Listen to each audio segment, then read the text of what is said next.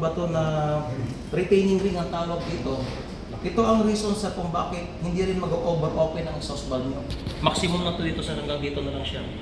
Ngayon, pag natanggal nyo na itong retaining ring nyo na to, sir, pag nagbabaklas ka ng exhaust valve, natanggal nyo na itong retaining ring na to, ibabalik nyo itong, ito kasi sir, oil cylinder complete ang tawag dito.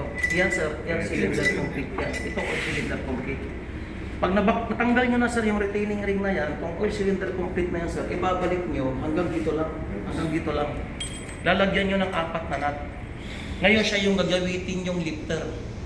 Since wala na itong retaining ring sir, may iiwan na sir itong exhaust valve spindle nyo. Tapos itong body nyo, ilalagay nyo na doon sir sa... Babaran. Yes sir, babaran. Nasa kuha naman to sir, nasa instruction manual naman. Kung gusto nyo kopyahin, nandyan lang yan sa akin. Ngayon ang gagawin ko dahil hindi nyo nakita siya. Ito sir, may dawol din sa ulit dito. May dawol din sa ulit.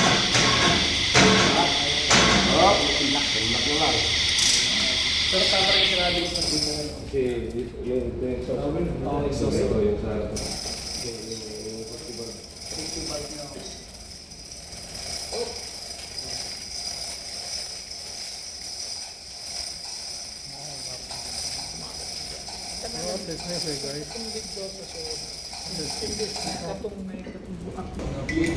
Number 433. Yung 433. Pero dito, wala kaming hangin sir, kaya ang ginagamit namin Dito, sir, no? chain block po sir. Yung airing, air spring. Wala na yung ganun sir eh. Ito. Yan. Real Ngayon, yan, sir. ito, mapapansin nyo, hindi kayo magkakamali dito dahil may nakalagay na top. Hindi nyo mapagbabaliktad to na ganito dahil yan sir, may nakalagay na top dito.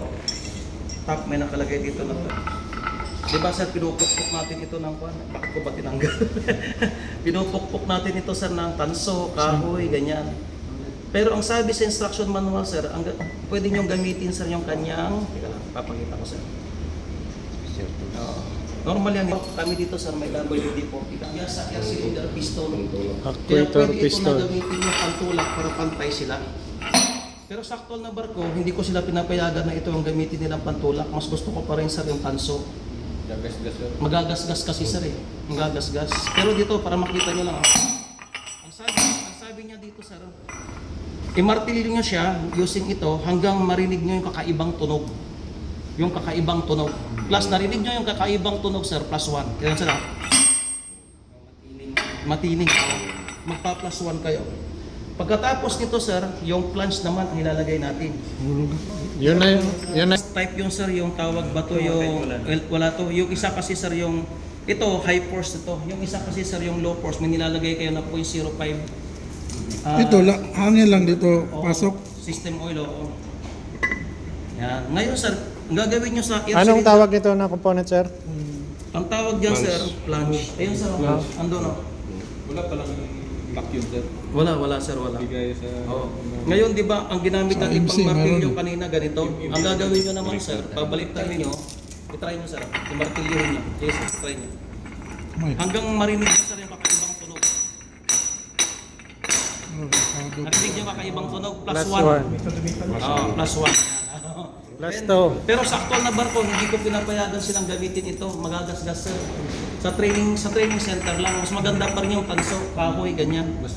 Mas safe pa rin yan. No? Then, pagkatapos nito sir, ang tawag naman nito ay hydraulic cone to. Hydraulic cone. Hydraulic cone to. Hydraulic. Ayun, nasabi mo siya, hydraulic ang... Hydraulic ito. Ang Hydraulic yung- opening pressure nito sir ay 1,500. Papakita ko sa pagkatapos kung i-assemble dito. Oo. Wala namang itong pasari, cork lang itong mga to. Gamin ko muna. Ngayon, di ba normally ang ginagawa natin sir, pakita ko muna sir. Pagka na-reach na natin yung pressure na 1,500, sabi niya naman dyan, dadagdagan nyo hanggang 1,650. Additional na 100 to 150. Ngayon, ang ginagawa kasi ng iba, pag maluwag na, isinasagad nila ng open ito. Then, ibinabalik sir ng 4 or 5. Ang sabi sa instruction manual sir sa MAN, hey, any hydraulic nut nila, bibilangin nyo lang sir yung butas. Kunwari ito sa 1, 2, 3, 4, 5, 6, 7, 8, malo ito. Pag na-reach nyo na sir yung opening pressure nito at maluwag na, kung ilan yung bilang nyo, yun lang ang movement nyo. Ngayon, kung hindi siya nakasentro, magdagdag kayo ng isa, walang problema. Dahil hindi naman siya nakasentro palagi. So, assuming sir na tawag ba to? Nasaan na yung spacer ko? Yan. Pero dapat to sir, di ba pag hinigpitan mo muna, Ibabalik mo tapos muna. balik mo ng Yes, sir. kalahati o isang ikot, Yes, sir. depende yung bilang mo dito. Yes, sir. Usually sir, di ba one door? Yes, Wonder, sir. Ganito yan. Kung babasahin niyo yung instruction manual, ang nakalagay doon, 0.5 lang. Pero may papaliwanag kasi ako, may papaliwanag din kasi ako, plus yung sinabi ni sir. Di ba normally ang ginagawa kasi ng iba sir, pagka, di ba, higpit na, before higpitan, ang gagawin na, pag may higpit na yan, kung babasahin niyo yung instruction manual, tama yung sinabi mo sa depende sa butas niya sa ang sabi sa instruction manual, ibabalik ko daw to isot sir ng 0.5 turn. Ibig sabihin, 1/2 turn. So, kunwari kung itong basihan ko, ibabalik ko ng kalahati. Pero sa experience ko kasi sir, sa lahat ng sinakyan ko sa man, sumasabit siya. Kulang lagi sa iyo. Kulang, oo. Kaya doon na tumatagal yung trabaho. Tumatagal yung trabaho. Ngayon sir naman, ang ginagawa ng ibang chief engineer, kagaya ng ginagawa ko rin dati, 1 full turn. Pero ang experience ko kasi sa 1 full turn sir na ikot, Malaki. lumalampas naman. Pagka tumaas na yung pressure niya, makikita mo sa Naglilig yung na. seal, nagsisimula ng lumabas. Kaya ang the best yung sinabi niyo sir na 3/4 or 2/3, 2/3 or 3/4, mga ganyan. Pagka kasi 1/2 as per instruction manual, Walang kulang. ano yun. Pag 1 full turn naman, Sobra sobra. naman. Kaya between here, tama, depende sa butas Sa butas. sabi nga ni sir. Yan yung butas niya, di gagarito ko. Ngayon, di papataasan na natin yung pressure natin. Pag umangat na to, umabot na siya ng 1,500 at tinatry nyo na galawin. Matigas pa. Padagdagan nyo sir ng 100, 150. Pero Additional 100 to 150. Huwag pupukpukin daw sabi nila. Ngayon, pag maluwag na, naalala nyo yung bilang ko sir na 8 kanina? 1, 2, 3, 4, 5, 6, 7, 8. Yun lang daw ang kailangan nyo sir. Minsan, Kung ilan butas sir, ganun rin. yan sir. Minsan hindi siya nakasentro. Dagdagan nyo ng isa, walang problema. Ngayon, maluwag na siya. Ipa-reduce nyo ngayon yung pressure, pero wag nyo munang isi-zero. Yung iba kasi sir, from opening pressure, diretso sa zero. Mag-iwan muna kayo sir ng mga 200 bars o 250 bars, 200, 250 bars. Kung sa 250 bars sir o 200 bars, maluwag ito, ibig sabihin maluwag na yan. Oo, dahil kung di ba ang taas ng opening pressure natin, 1.5. So kung nag-iwan kayo ng 200 bars sir o 250 bars, sa 250 bars na yun, pag ito maluwag, sigurado maluwag na yun. Bago nyo siya i-zero. Yung iba kasi sir, di ba, pag maluwag niya, diretso zero. Sa amin sir, mag-iwan muna kayo ng 200 bars, 250 bars. Mahirap kasi i-exact po yung 200 bars eh. In between. Then, i-check nyo kung maluwag. Kung maluwag yan, sigurado, kung kunwari mababang pressure na, maluwag na siya. Ibig sabihin, madali na siyang tanggalin. Release na. Yeah. Ngayon sa kung na-release nyo na ng zero, huwag nyo munang tanggalin ito. Ibalik nyo muna. Guide mo na Ibalik pala nyo yung muna. balik sa Ibalik nyo hydraulic muna. pump. Yan. Pag naibalik nyo na, bago nyo na tanggalin. Pag lang yun sa dismantling, pero pagka tightening, hindi na kailangang ibalik. Kasi Wala nang... kahit higpit na lang to, pag titanic, tapos hydraulic bomba, Yes, sir. higpit, madali na. Sir, sa hydraulic sa mga cylinder head ng ganun din ba kung ilan butas dito? Yes, siguro yung saman. Parehas. Oo, saman. Oo. Nandoon sa instruction manual niya. Yun nga lang sir, magdag ka ng isa sa akin, okay naman sa experience. O diba sir, kung okay lang, hindi naman palagi sa sentro. Sige sir, tanggalin sir. Sige sir. May explanation ba ako na Sige sir.